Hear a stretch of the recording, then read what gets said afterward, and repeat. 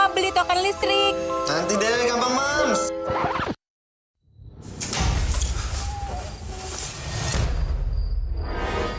Makanya, pakai BNI Mobile Banking. Beli token listrik, pulsa, paket data, atau bayar tagihan air, telepon, dan kartu kredit langsung dari aplikasi. Nggak pakai nanti. Caranya, buka aplikasi BNI Mobile Banking, masuk ke halaman pembelian, pilih layanan beli token listrik, masukkan nomor meter, transaksi berhasil. Bayarin tagihan lainnya di BNI Mobile Banking juga dong. Dalam berumah tangga, sering menemukan hal yang bertentangan bila bicara soal perempuan dan keuangan keluarga, khususnya berbicara soal kendali. Di satu sisi, banyak perempuan Indonesia tak punya aset utama seperti tanah, properti, atau rekening bank. Di sisi lain, kebanyakan perempuan memainkan peran penting sebagai pengelola keuangan. Hal ini membawa kita pada bahasan menarik tentang dinamika rumah tangga, bagaimana perempuan menjalankan perannya sebagai manajer keuangan keluarga. Faktanya, tak semua perempuan punya pemahaman tentang pengelola keuangan yang baik. Padahal, resesi sudah terjadi. Para manajer keuangan keluarga ini perlu membekali diri. Yuk temukan solusinya di talk show My Mama Inspiration bersama aktris dan entrepreneur Sandi Aulia. Hadir juga financial planner Anissa Sagita dan Wakil Direktur Utama BNI Adi Sulistiowati. Sekarang waktunya kita menjadi manajer keuangan yang lebih handal untuk keluarga. Halo, selamat siang teman kumparan, apa kabar? Senang sekali hari ini saya Yunda Novitasari akan memandu talk show di acara My Mama Inspiration 2020. Kali ini menurut saya talk show-nya cukup menarik nih, terutama untuk para ibu. Kita akan membahas soal saat perempuan jadi manajer keuangan keluarga. Nah, teman kumparan, setuju nggak kalau saya bilang di kehidupan rumah tangga nih ya, di Indonesia khususnya, di kalangan apapun kayaknya perempuan tuh memang punya peran penting dalam mengelola keuangan keluarga. Setuju nggak? Tapi ternyata masih banyak nih perempuan-perempuan, para istri yang belum memahami betul bagaimana sih caranya mengatur keuangan keluarga dengan baik dan juga benar. Apalagi di masa pandemi seperti ini kita tuh harus banget paham cara mengelola keuangan keluarga agar kebutuhan kita bisa selalu tercukupi. Nah, di talk show kali ini saya akan berbincang dengan narasumbernya langsung yang memang ahli dan fokus di bidang ini. Tapi sebelumnya saya mengingatkan dulu ke teman kumparan semua yang lagi nonton, kalau punya pertanyaan, boleh banget langsung drop pertanyaannya di kolom live chat YouTube kita.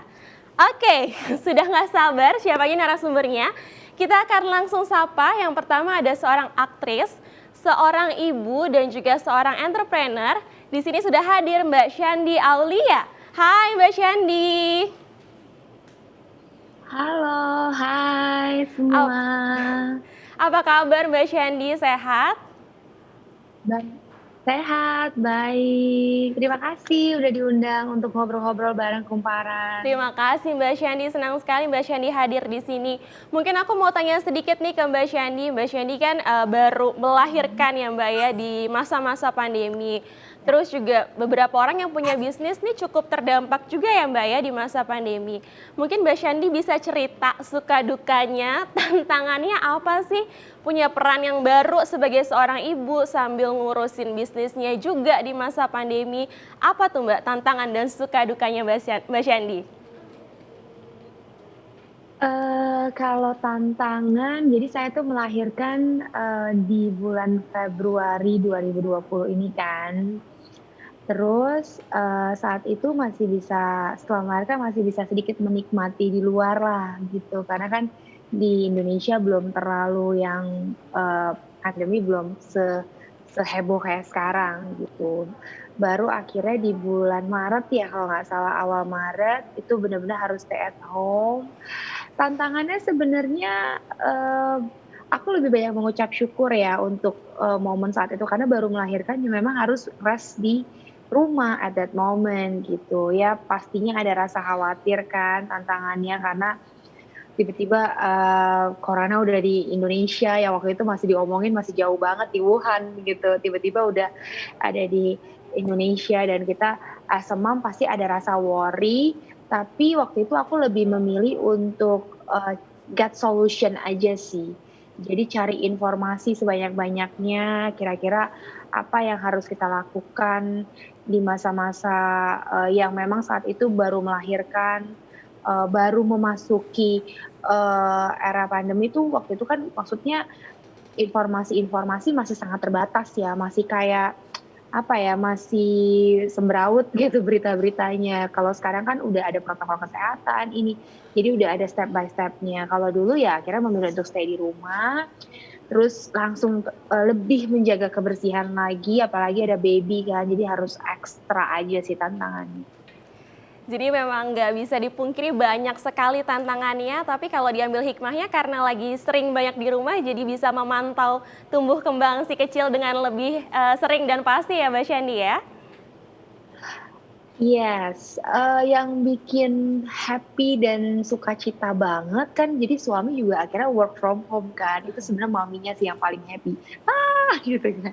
Jadi aku dan suami tuh benar-benar bisa saling sejalan gitu untuk kita sama-sama take care baby gitu, apalagi anak pertama kan. Jadi kita sama-sama jaga, ganti-gantian jaga baby, ganti waktu untuk diapers. Terus jadi bisa bareng-bareng, dan kebetulan suami juga tipenya on hands juga. Jadi apa ya? Ya ada rasa syukurnya lah di situ gitu. Terima kasih Mbak Shandy sudah meluangkan waktunya di acara My Mom My Inspiration 2020.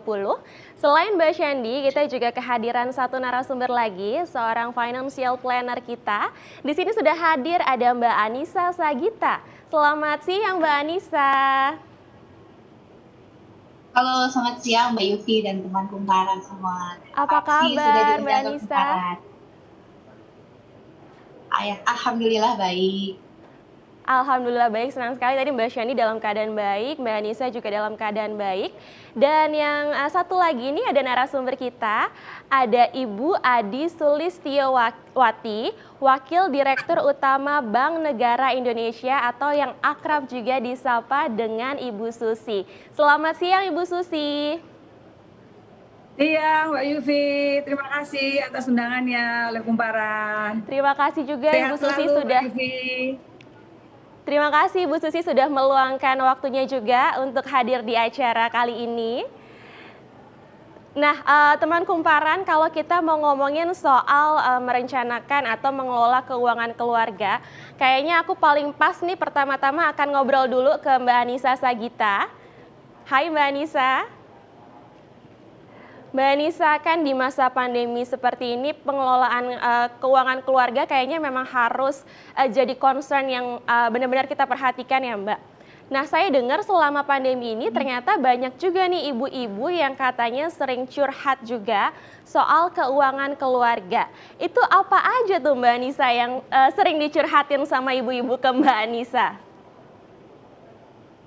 Oh, banyak banget Mbak Yufi ya, karena pandemi ini memang benar-benar dampak ke finansial keluarga gitu.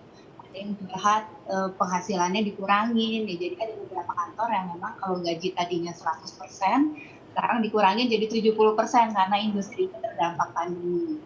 Udah gitu ada yang curhat akhirnya dia di PHK atau suaminya di PHK, jadi penghasilan benar-benar berkurang sama sekali atau bahkan nggak ada. Sampai ke orang-orang juga yang ada yang tidak terdampak sama sekali dan malah bisa nabung, malah bisa invest. Itu pertanyaannya, duitnya harus dikemanain nih gitu. Terus ada juga yang curhat karena selama pandemi ini kan ada yang work from home gitu, jadi berdua terus sama suami, terus malah jadi bertengkar soal keuangan, itu juga ada. Macam-macam. Jadi memang banyak banget ya Mbak, mulai dari pendapatan yang mungkin berkurang, terus juga tadi banyak PHK ya karena masa pandemi seperti saat ini. Aku mungkin mau tanya dulu ke Mbak Shandy Aulia. Mbak Shandy, kalau Mbak Shandy sendiri nih di masa pandemi ini, permasalahan keuangan yang sering dihadapi dan tantangan cara mengelola keuangannya tuh gimana sih Mbak Shandy?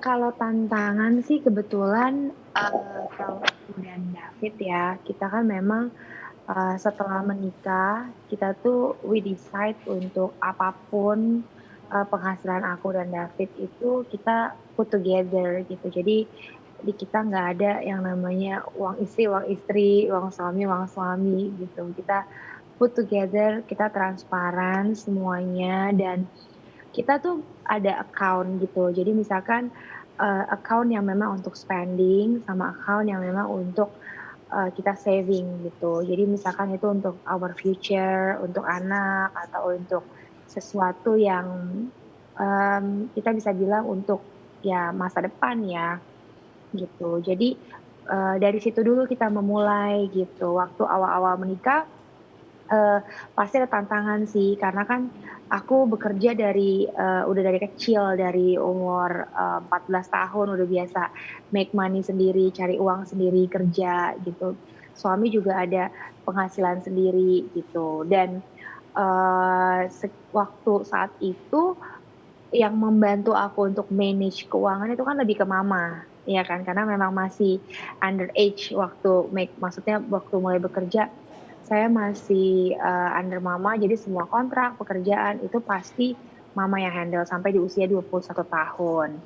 Nah, begitu menikah pasti ada lah ya yang namanya, apa ya, karakter yang biasa ngurus segala sesuatu sendiri, tiba-tiba menikah dan kita harus, apa ya, harus, izin misalkan walaupun misalkan my own money, uang saya sendiri, tapi misalkan mau beli sesuatu eee, yang sesuatu aja pasti harus paling nggak respect, our, husband kan, kayak nanya dulu, walaupun itu uang aku gitu, tapi hal-hal kayak gitu menurut aku penting banget dalam rumah tangga gitu. Jadi ini bukan persoalan ini uang siapa, tapi karena sudah menikah, itu artinya segala sesuatu adalah satu. Jadi memang statement saya dan suami, uang istri, uang suami, atau ada lagi yang bilang uang suami, uang istri gitu kan.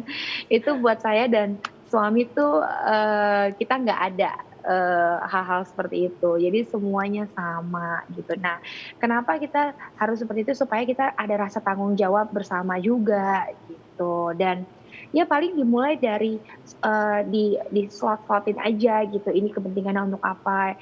Dan kebetulan suami saya termasuk orang yang tipenya juga, apa ya, tipe yang prioritasnya itu apa dulu gitu. Jadi selalu mengajarkan saya juga gitu.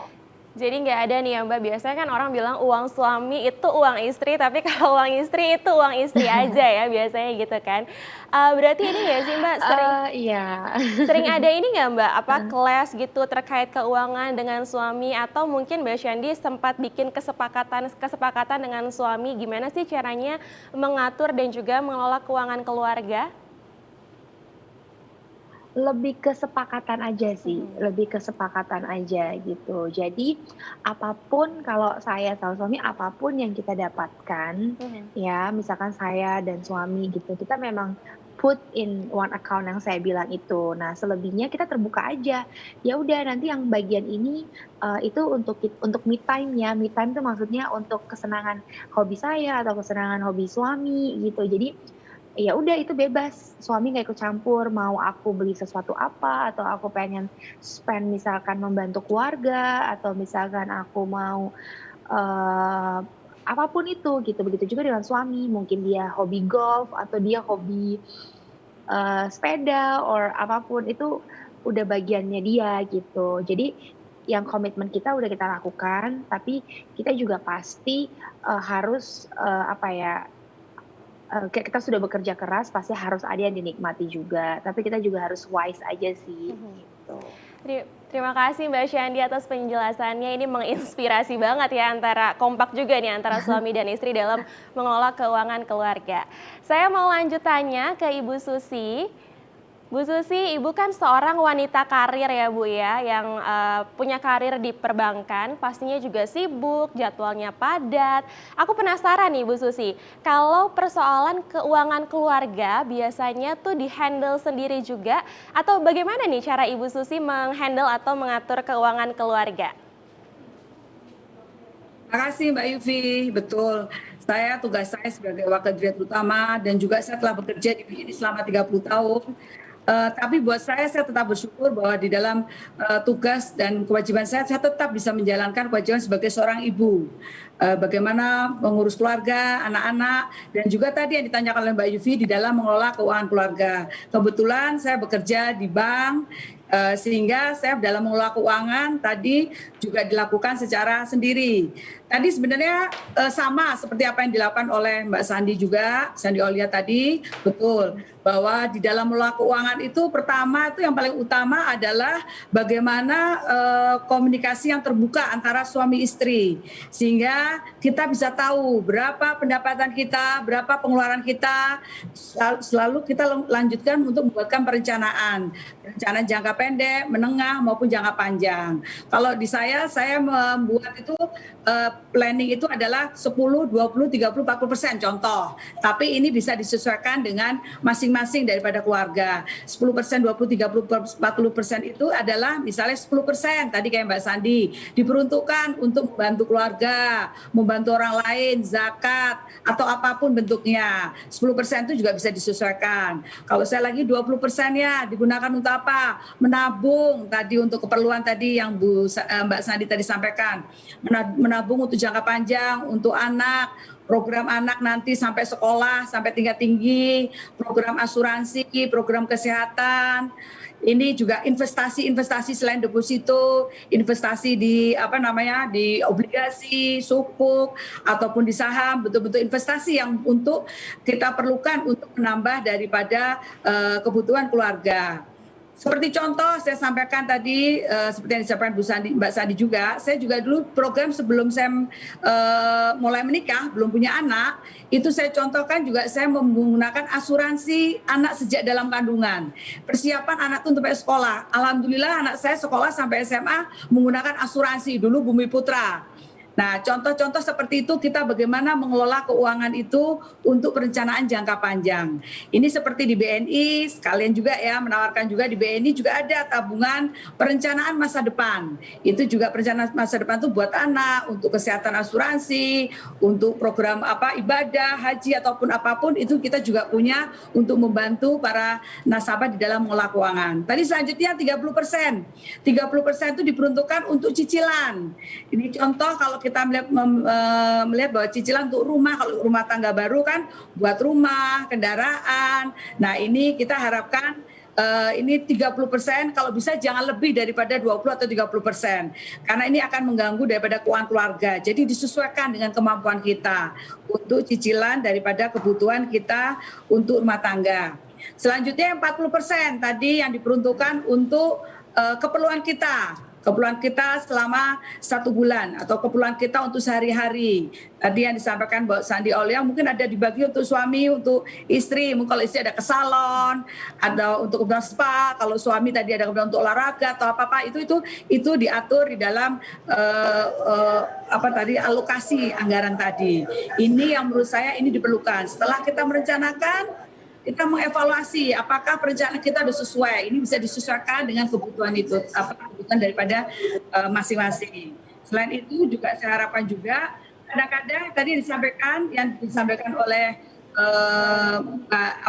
yang planner keuangan tadi Mbak Anissa, bahwa di dalam masa pandemi ini banyak orang yang kesulitan karena masa sulit ini mungkin di PHK, tidak ada pekerjaan. Nah itu tadi planner tadi, kalau kita punya perencanaan untuk menabung dalam masa sulit, kita sudah punya cadangan keuangan. Ini juga kita perlukan.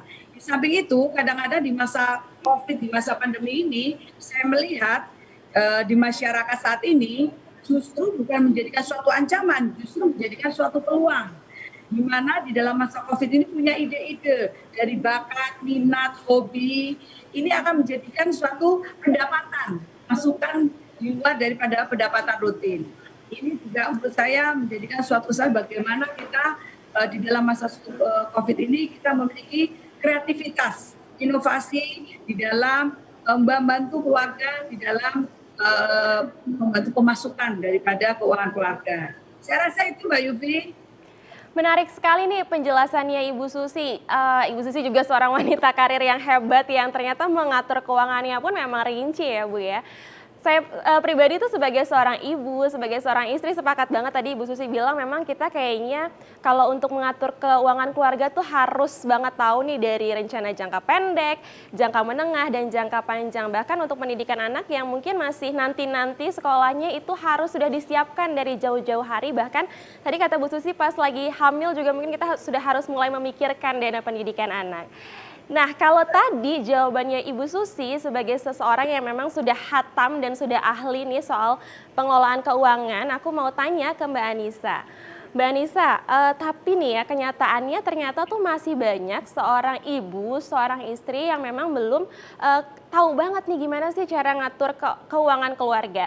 Jadi ibaratnya tuh pendapatan kita dan suami akhirnya numpang lewat aja tuh setiap bulannya ya Mbak Anissa ya. Mungkin nih Mbak Anissa sebagai financial planner bisa kasih prinsip-prinsip apa aja sih Mbak yang diperlukan nih untuk seorang ibu agar bisa mengatur dan mengelola keuangan keluarga dengan baik.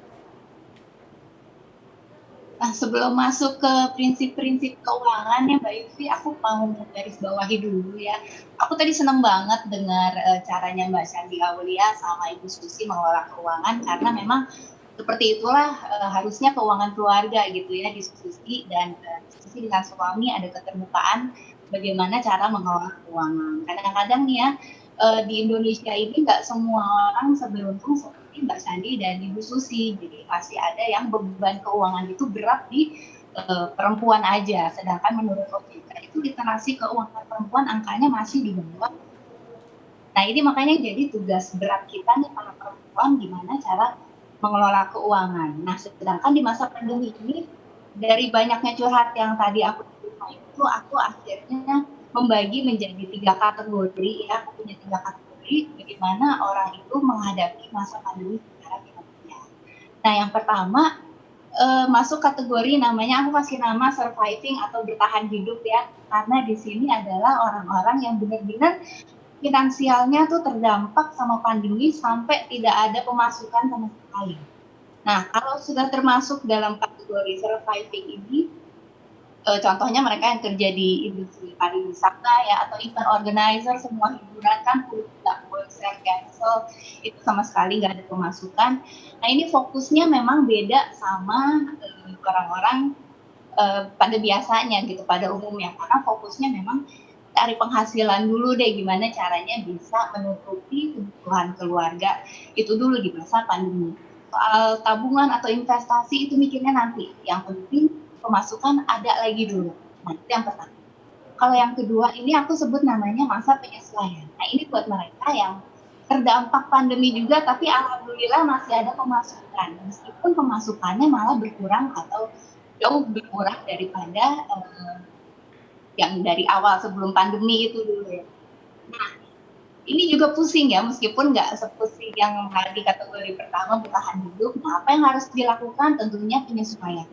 Mulai cek-cek pengeluaran apa aja sih yang bisa dikurangi supaya kebutuhan dasar itu tetap terpenuhi. Dan yang penting keluarga ini save dulu deh, baru dari situ bisa mulai mikirin lagi, mulai nabung lagi, mulai investasi lagi dan segala macam.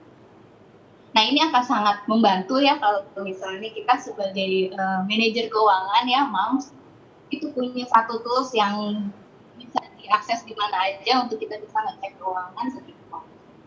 Terus yang ketiga kategorinya aku sebut dengan growth atau pertumbuhan. Nah ini buat mereka yang alhamdulillah tidak terdampak sama pandemi, justru malah punya pemasukan yang bisa dialokasikan ke tempat lain. Contohnya misalnya tadinya kita kerja di kantor kan, terus karena pandemi semuanya jadi WFH. Nah itu kan ada biaya-biaya yang bisa di-save, misalnya biaya transport, biaya makan di luar, termasuk biaya sosialisasi misalnya kan jadi nggak ada nongkrong-nongkrong gitu ya sepulang kantor. Nah ini bisa dialokasi, baru bisa ditabung, bisa diinvestasikan. Nah ini kategori yang bisa mengambil kesempatan di masa pandemi.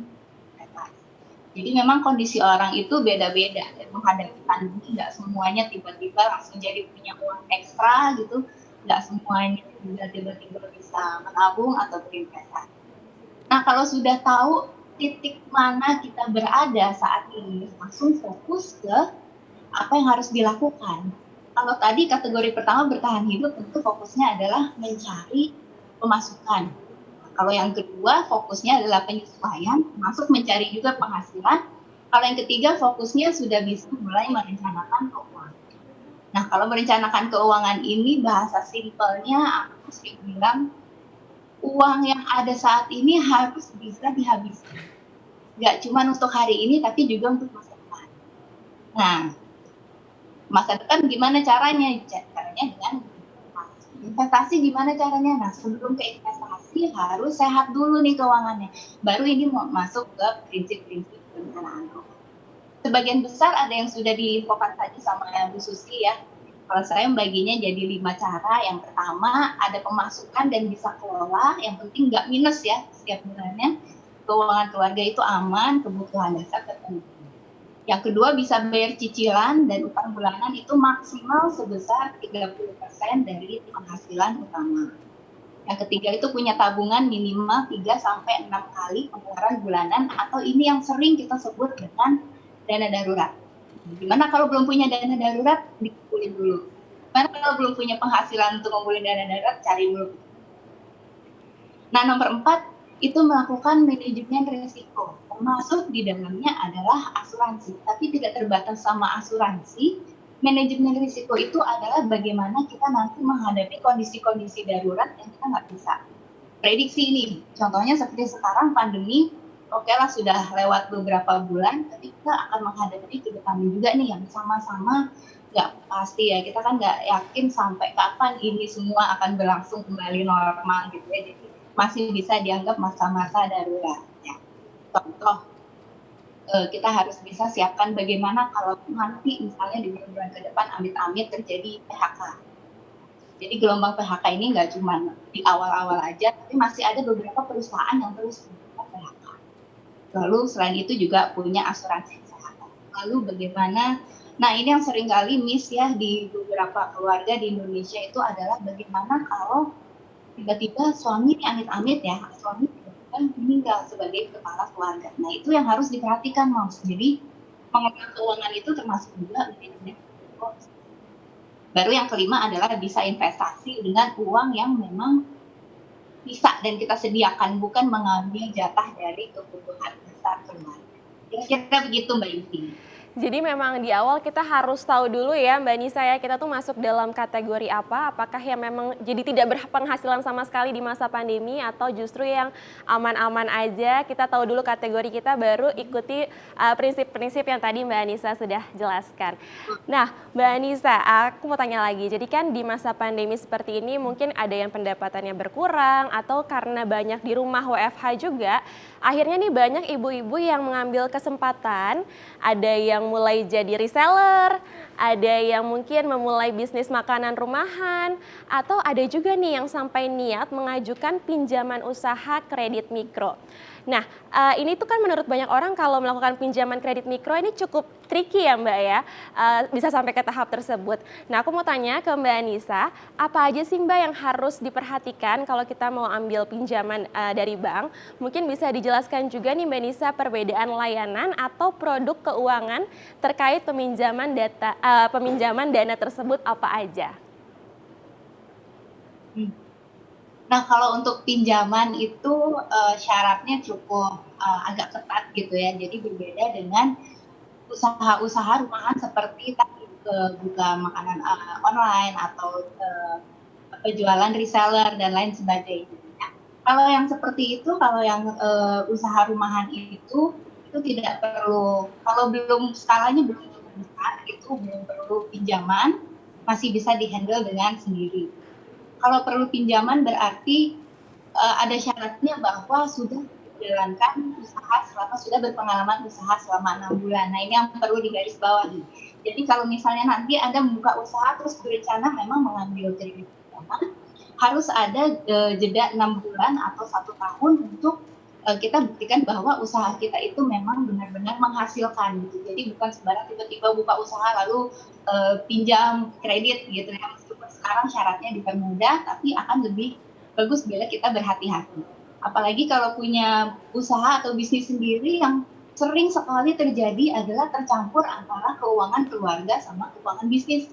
Nah, ini yang perlu diperhatikan ya, bahwa bisa aja sih kita buka bisnis rumahan gitu, kita pakai segala fasilitas yang ada di rumah kita, tapi di keuangan bisnis itu juga harus dicatat. Contoh misalnya kita pakai satu kamar atau kita pakai dapur atau ruang depan untuk bungkus-bungkus kue misalnya.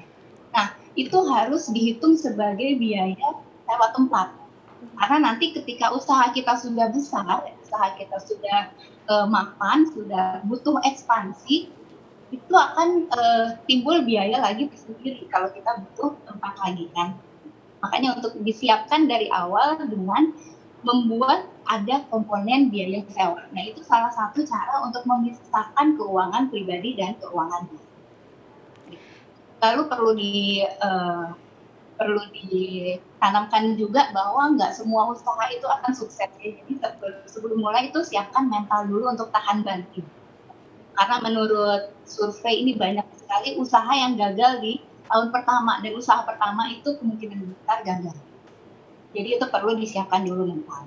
Sedangkan untuk produk, nah kalau mengambil pinjaman itu biasanya kita tentu banding-bandingkan ya, cari yang bunganya kompetitif, terus persyaratan dan cara aplikasinya mudah. Itu sih yang perlu diperhatikan. Nah, kalau itu kan seputar yang Mbak Anissa jelaskan, seputar modal usaha yang bisa digunakan oleh para ibu ketika ingin memulai sebuah usaha.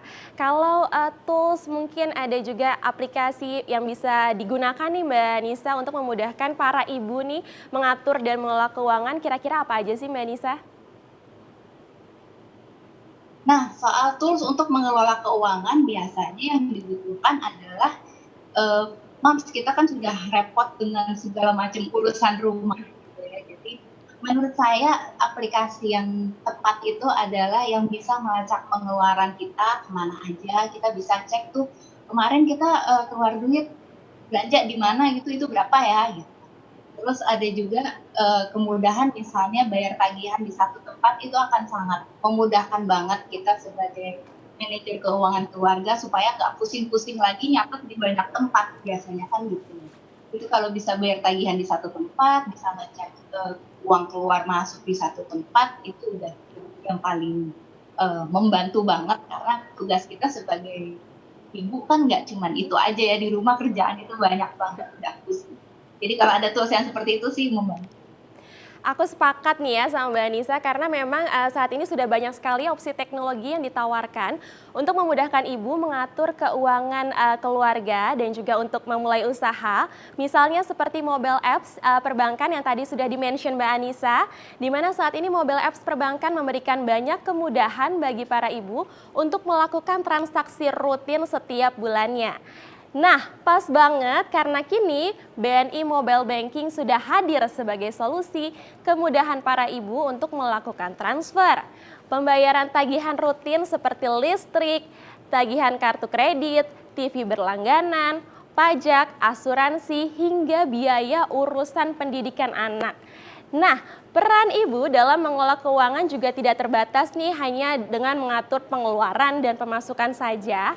Tadi juga sudah disebutkan ada beberapa bentuk pengembangan instrumen pemasukan lainnya seperti deposito dan juga investasi mulai dari reksadana, ORI, dan SBN Retail yang semua itu tentunya sudah bisa dilakukan di BNI Mobile Banking.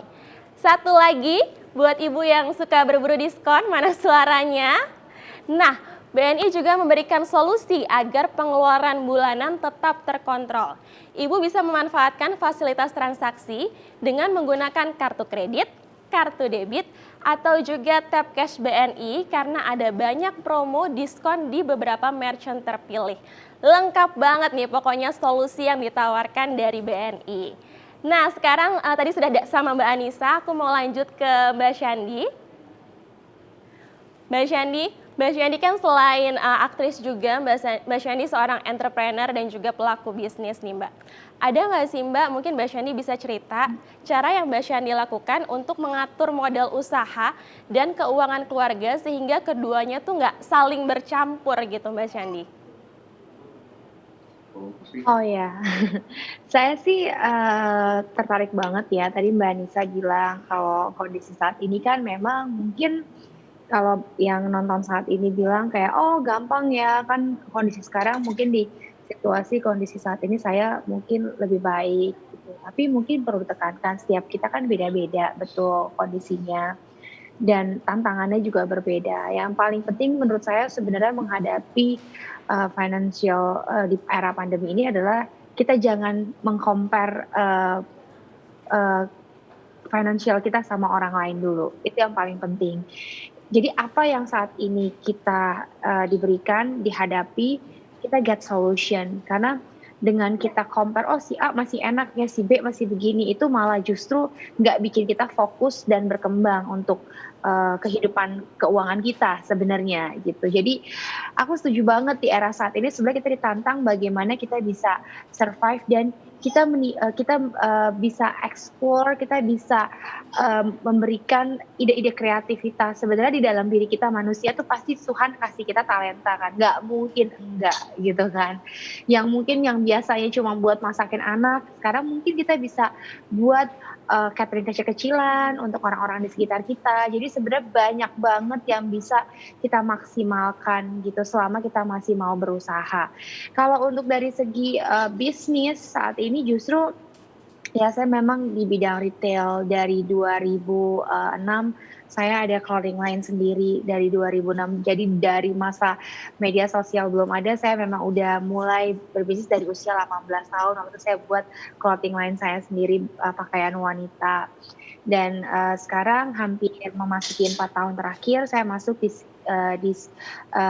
skincare dan ada juga kosmetik dan di era pandemi ini saya baru sebenarnya memulai lagi launch lagi untuk clothing line saya yang selama ini sebenarnya sempat off dulu karena masa kehamilan saya off dulu dan saya mau buat sesuatu yang baru lagi supaya bisa mencakup pasar lebih luas lagi.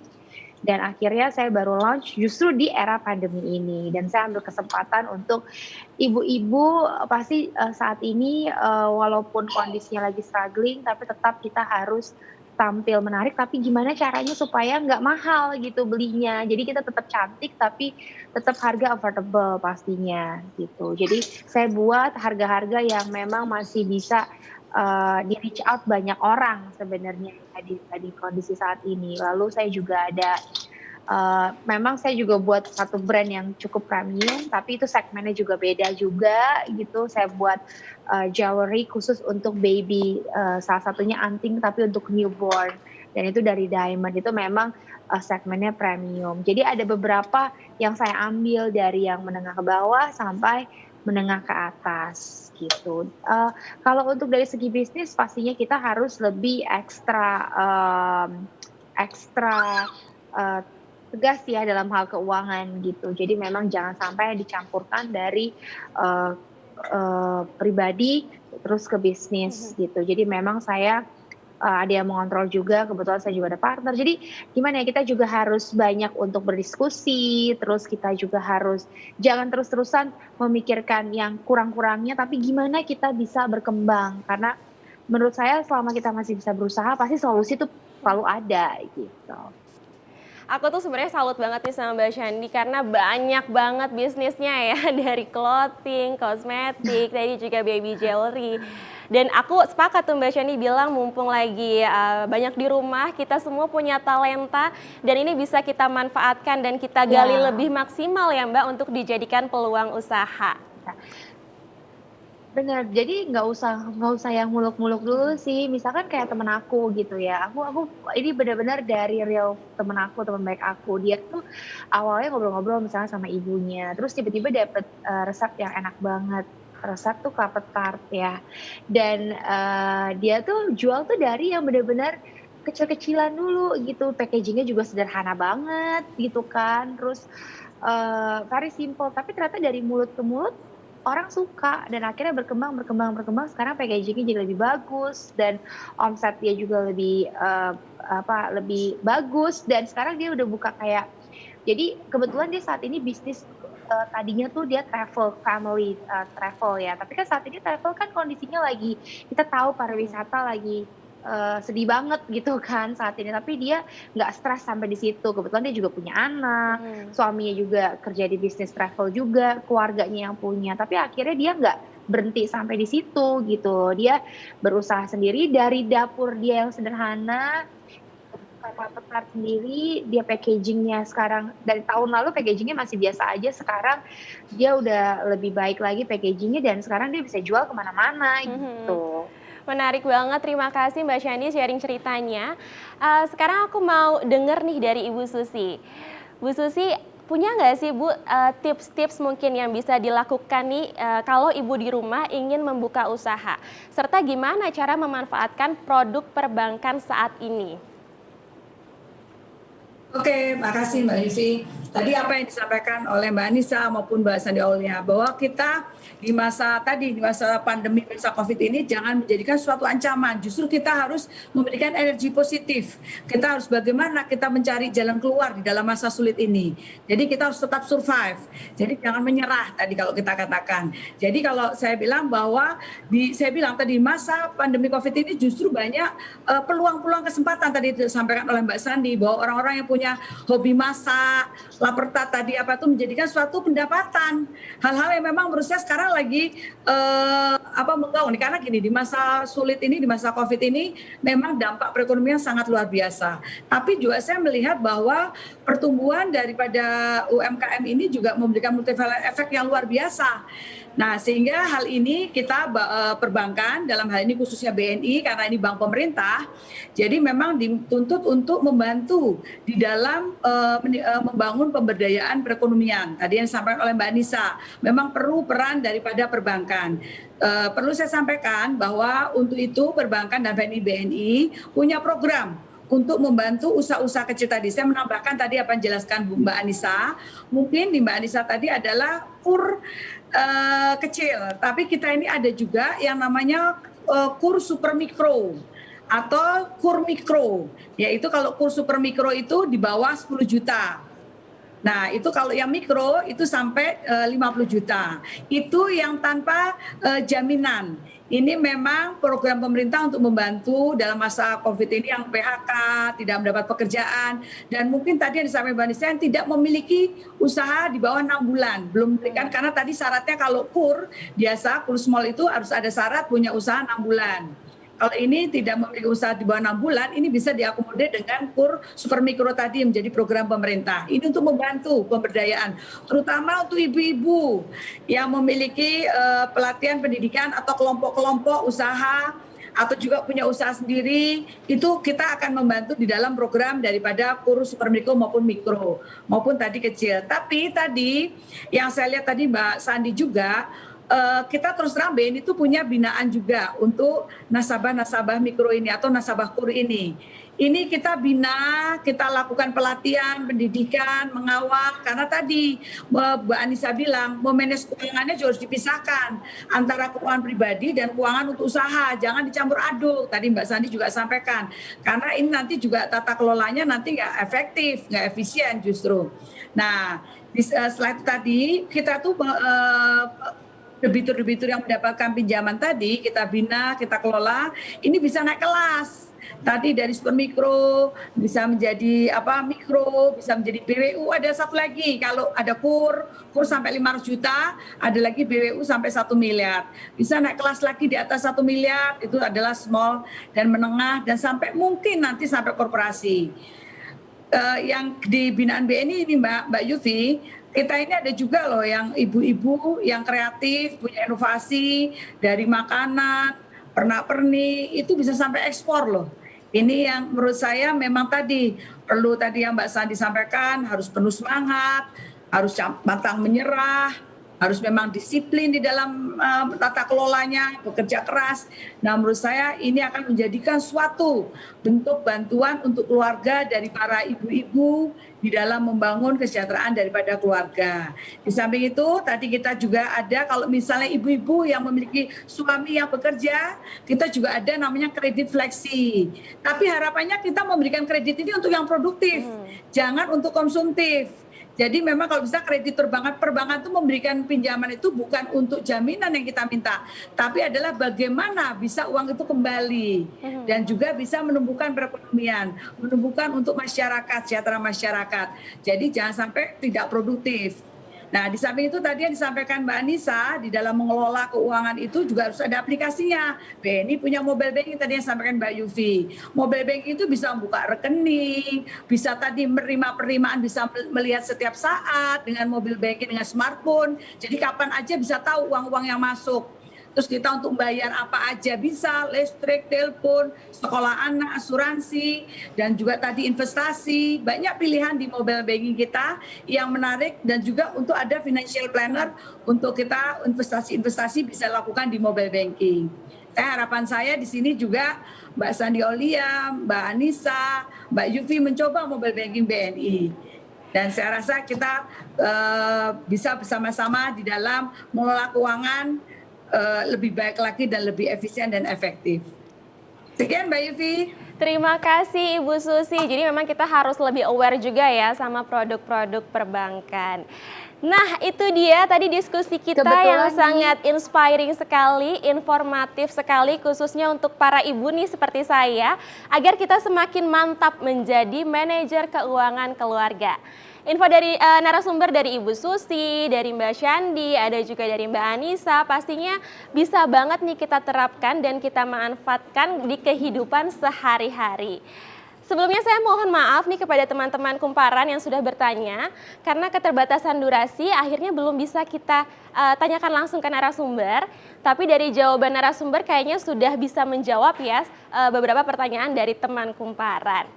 Sekali lagi saya mau mengucapkan terima kasih kepada Ibu Susi, kepada Mbak Syandi dan juga ke Mbak Anissa yang sudah sharing nih gimana sih caranya mengelola keuangan keluarga di masa pandemi.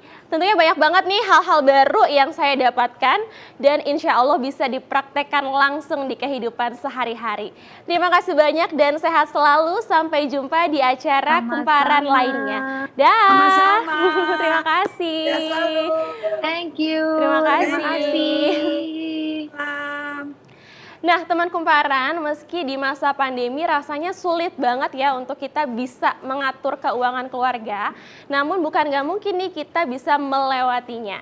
Kalau dengar sharing dari Ibu Susi, Mbak Syandi, dan juga dari Mbak Anissa, kayaknya kita optimis ya, punya jalan keluar untuk bisa diterapkan, bahkan bisa jadi celah peluang-peluang usaha baru nih di masa pandemi seperti saat ini.